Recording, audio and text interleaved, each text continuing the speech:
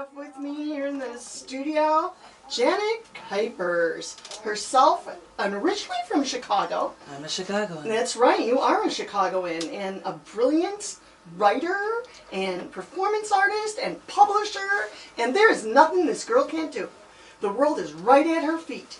So I'd like to hear from you. How have you been, Janet? I missed you. It's been 2 years. I can't believe it's been 2 years. I've missed this whole place as well, and I've missed you, and I'm so excited that this is my last stop, if anything, for visiting for Chicago. Oh! I ran a poetry open mic for over half a decade. I took it over from originally David Rubin. Charlie Newman ran it for a while. Yeah. That's been going on since December of '96, and I ran for over a half decade, and then a job meant that I had to move to Austin, Texas. And so I handed it over to Dave Getchuk, and he is still running it at Gallery Cabaret.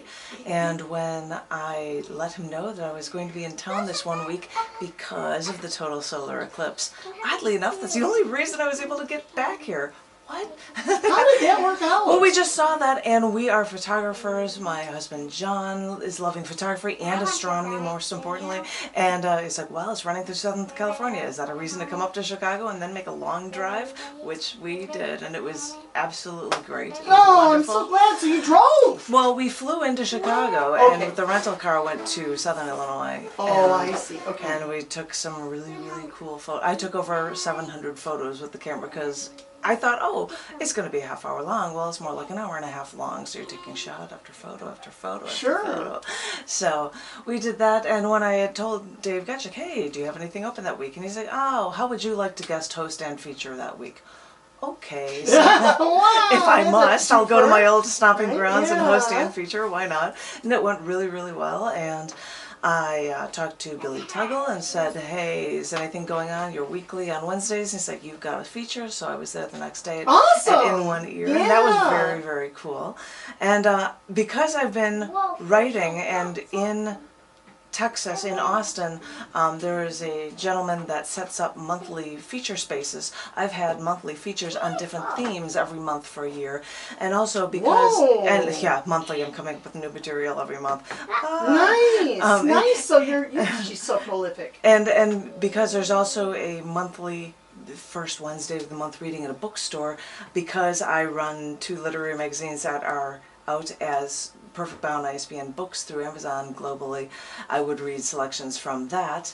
Oh, and we're even showing off photos. Like, that's a sample of one of the photos that I took during the eclipse. Gorgeous. And I hear it's like the total eclipse that happened on Monday. And the sun's just starting to break through. Just gorgeous. I've decided. Gorgeous. I've never seen a more professional looking photograph of the eclipse. Not even NASA. Not even NASA. What did you use for a camera for that? The one that is right here, right? The Panasonic Lumix, and we had to have a filter for taking shots until the total solar eclipse, and turned it off and changed f-stops and apertures and everything. So I've discovered that there's going to be another solar eclipse trail coming through in 2024, and it literally is going to go through my backyard. It's going to be in Texas, in Austin, Texas. So I figured I'll design a shirt with my own photo of the eclipse and write out as an advertisement for 2024. Cool, good idea. But I figured while I had been writing so much material for shows and the like, that I should come up with 2 book releases that would coincide with my arriving in Chicago. Wow. John, my darling and wonderful husband, came up with a wonderful word. Now, you can be attracted to somebody's pheromones, right? Sure. Well, maybe you could be attracted to somebody's words or thoughts or ideas or memes. So he comes up with pheromemes as a word, and so I came up with a book of poems that I've written since I've moved to Austin, Texas, of poems called Pheromemes 2015, and I also, since I've done so much stuff on shows, I thought I'd do 2015 to 2017 show poems, and use a drawing, because I've got a folder that's had this silly drawing of me. I'm like, Pheromemes, so I would love to be able to share some with you from either one of these books, because I'm sure nobody, even though I'm all over the place on YouTube. And what's hysterical is there's been a select few people that said, my son loved you with this one show, so he follows you and tries to find anything on YouTube of you, which is so awesome to hear. Yeah, I remember going to see you perform at the cafe, at the cafe. at the cafe when Right. Charlie Newman was hosting it. Right. And there were people there from there's a guy there from London. And how would he know about you except YouTube? And it was you. I've never seen him there before or since. It's Janet has a certain cachet. You do. Janet Kuypers has a cachet. And for some reason, I feel like I'm going to pull up a couple pieces from show poems because they require sound effects, if I can find the second one. Francois Leroux, Yes, the Francois, man sure. of South Africa. I learned of him through you from Fantasia 2010, I believe. Yeah, and I would so. do it annually, and I did a show with him in 2012. And I felt bad when I was going to be moving in 2015 that I wouldn't see him the next year. And then I found out that in 2016 he did not come to Chicago. No, he did not. But he had a show at a church in Austin, Texas. Cool. And so I went to this church, and he did this performance. And if people know or remember me, I'm like a lady with death poems. I'm the goth girl and kind of, you know, just angry all the time kind of thing. So he's doing this performance, and he does these things with birds and sound effects. And he asks if anyone would like to join. And I raise up my hand, and I get up. I'm like, I would. And I'm sure that in the back of his mind, he's going, oh no, there's going to be some sort of sad death theme or something, right? And so I just leaned to him and I said, play that bird music, that bird noise again. And in fact, I happen to have birds that I recorded for one of these shows. So I'm going to read the poem that I had performed with Francois at the church. And this is from the Ultimate Connectivity show, and it's called Ultimate Connectivity, A Bird in the Hand. So, after a night camping at Brace National Canyon, yeah, there was snow on the ground, but my sleeping bag zipper wasn't broken. I got out of my tent in the morning, and a few little birds fluttered by. Now, one seemed to hang out a little too close, so I put some grain into the palm of my hand, stretched out my forehand, and remained perfectly still. And almost on cue, less than 2 minutes later, the bird landed on the palm of my hand and enjoyed the bounty I gave them. And suddenly, I felt like I was Mother Earth, and I could stretch out my arms like a scared crow, but this time the animals wouldn't be afraid, and with my outstretched arms, I would give them food and shelter and love. And maybe that was when I twitched my finger, or else I was out of food. But the next thing I knew, my little 3-inch bird took a step or two along my palm and across my fingers before it flew away. Perfect. It's perfect for bird music. And it's great. Listen, Janet, yes. I'm switching your mic. Okay, mic switching time. Yeah, we're taking this one away, How and do I we're going to sound? put this one on. I think that'll be better. How do I sound, boss? I think that's better. Awesome. I'm like, I don't know, something must be wrong with that mic number 4, because I wasn't picking you up as much as I'd like to. Oh, well, So, there we go. then maybe you could pick me up with, I actually did one other piece about birds, which was great because I'm living in Austin, Texas, and next door, my next door neighbors have a bamboo forest in their backyard. I mean, a literal bamboo forest. And the Nice. birds all hang out there and chirp in the Sure. morning. So I'm like, well, I think I'm going to get some birds chirping and use it for a show. And I did this for a springtime show at the Baha'i Faith Center in Austin, and it's called Original Snowbirds. I'd like to tell you a story about a bird. It's fair to say that this is the original snowbird. In Hawaii, the kolea in the Pacific is the Pacific golden plover. Now these foraging birds hang out in Hawaii until the spring, where they then fatten themselves up so that they can fly over 2,000 miles non-stop in their flight to Alaska.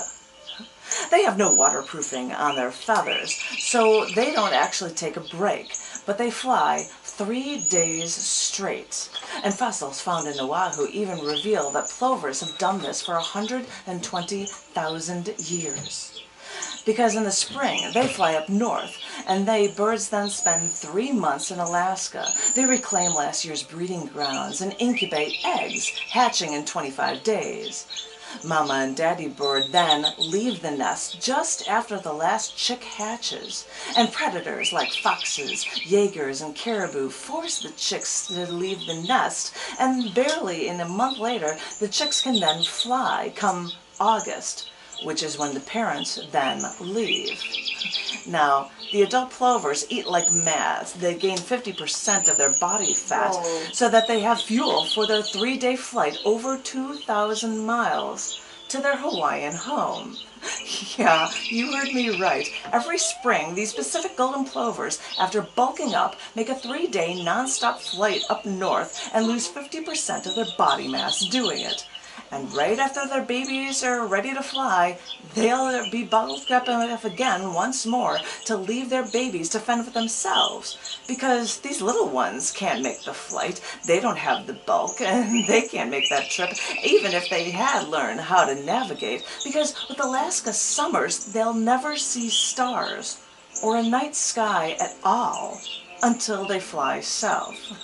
Maybe baby plovers use the Earth's magnetic field because it's a miracle when they do reach Hawaii. But I've been told that when they return, they arrive in Hawaii at the exact same spot year after year for up to 20 years and annually are welcomed by the natives. We think we understand the seasons, but in Hawaii, they mark the seasons by the coming and the going of the kolea, the Hawaiian word that mimics the sound of the Pacific golden plovers, the parents, and their babies, because they truly mark the passage of time. Wow, that's so cool. That's a fun scientific fact I didn't know about. It's amazing the things you could learn. Well, I mean, I'm getting these different challenges for coming up with things in peace poetry and the like, and so nice. You get new challenges. I love how environmentally friendly it is. Yeah, you really have to be in tune with what's happening with the earth to be able to. Exactly. Yeah, exactly. What's going on with the plovers? The Pacific golden plovers. The exactly. Pacific golden plovers. And they have them around the world, but these Pacific golden plovers, they take non-stop flights between Hawaii and Alaska. That's hilarious. Yeah, no waterproofing. Wow, but, wow. So we think we understand time, and we hop on planes and snowbirds going to Florida. Right? We don't know anything, do we? No, really. Man. So doing that under your own steam. It's wild. And they bulk. You know, if only we humans could bulk up, get nice and fat, and then fly for 3 days straight and lose 50% of our body mass doing it. You'd be like, oh wow, you're looking really fat. Well, no, I'm about to go across the world, so I need this energy to do it, so I'll be thin when I get there, when I get to Hawaii. Nice, yeah, just the time you want to be thin. So. And then you spend all your time in Hawaii bulking up so you can fly back up north, right? Wild. So yeah, I have all sorts of pieces, and I don't know what to share with you. Yeah, please. I wrote, these will sound sad, but okay. I think it's appropriate because it's talking about moving to Austin and leaving my home here in Chicago. Sure. And I think it's also appropriate because we've got a hurricane coming through right now, so I don't know if I'll have enough water. It'll be overloaded, and I don't know if And when are you going back home? If all goes according to plan, tomorrow afternoon. Wild. Yeah. Yeah, but hopefully it'll blow over by then. It should be raining through next Wednesday. It's just as long as it's good enough for me to land. But we're on the outer edges, so we keep our fingers crossed. Yes. Okay. We must definitely keep our fingers crossed. This is an earlier one that I had written. It's called Earth Was Crying.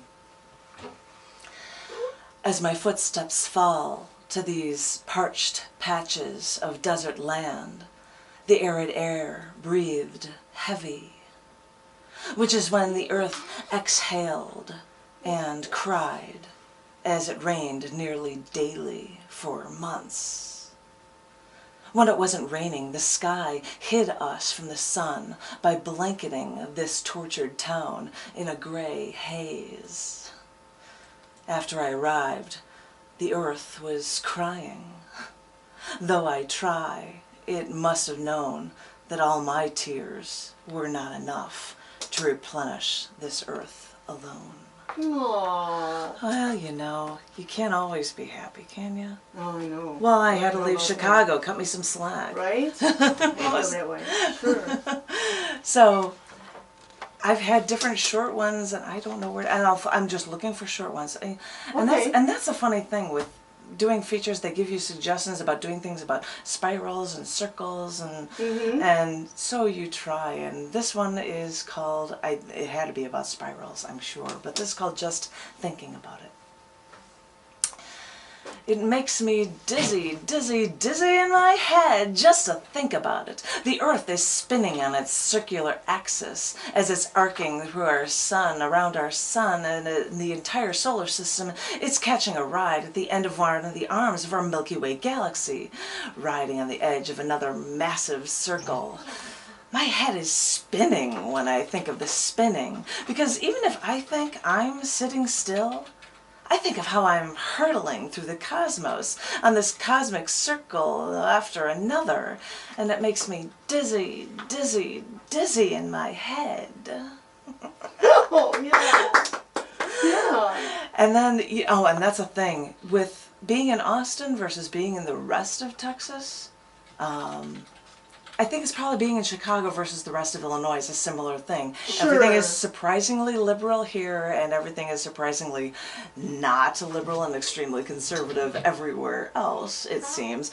Although in Austin, you're still going to love wanting to protect yourself with a gun and having gun rights, because and I can understand that for keeping things for protection. My husband has family that was in not only different branches of the military, but a policeman for the state police for all of their life, and my husband's a Marine, and for hunting purposes this all completely makes sense to me. It still feels weird for me to hold a gun because I'm just so not used to it, but I could totally support the idea. So you have to step lightly when talking about things about politics or religion or guns or anything. But I did this one short one called Political Merry-Go-Round. So it seems that people here think that things will change when presidents change and when parties change. But really, people will still complain because politicians never do what is best for the people, but what's best for their chances for re-election. So what else is new? You want to see change, but you don't realize that all your life you are just on a political merry-go-round. You think the scenery is changing, but you're staying in place while spinning in circles. Yeah. Isn't that the truth, man? Oh, it's so true. It's so true. Yes.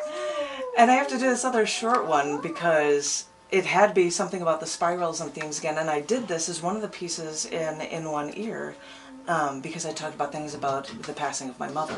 And I didn't know how it would go over, but I'm going to do it anyway, especially because the reason why I wasn't able to see my mother was because of a hurricane. Guess what? There's a hurricane going through my town right now. Oh.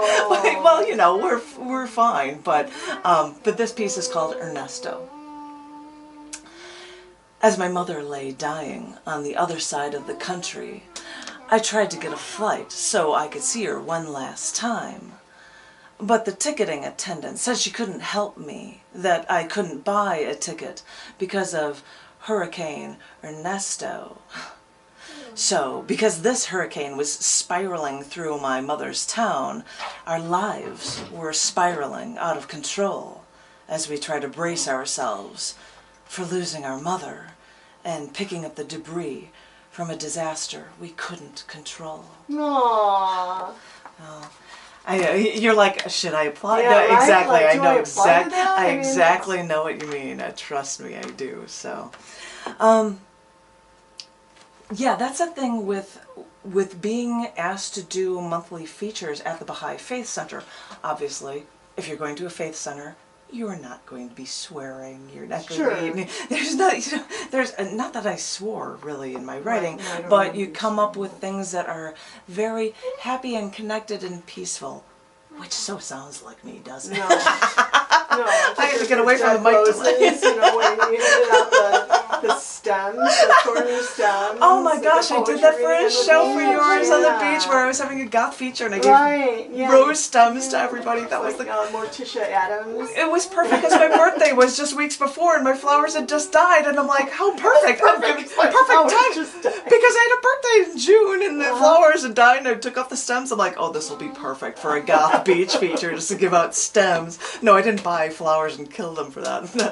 I'm not that rich with my right. But one of them things is coming up with end of the year celebrations and things. And you know, you just don't want to do a bunch of things about Christmas and hand holding and praying and big meals and stuff. So I was looking for other things and I would like to share with you one. I'm going to share with you two, just because I can. And they're so not like me. But here we go. This one, first one is called Endings Bring Light. And this is from Pheromemes 2015 to 2017 show poems. There are two printers. One is going through a US printer right now, and it is available. Within a month or so, it will also be available through an Amazon affiliate printer. So all of my fans over in the UK and in Europe won't have to pay all of the shipping. Right. This one's called Endings Bring Light. Not that you care, but my birthday, it falls on June 22nd, the day after the summer solstice. That means it's just about the longest day of the year, which also means it's the shortest night. But I remember those summer nights near my birthday, having dusk starting at about 9 p.m. The days, they may be long, but they come with a peace that makes you happy to be a part of it.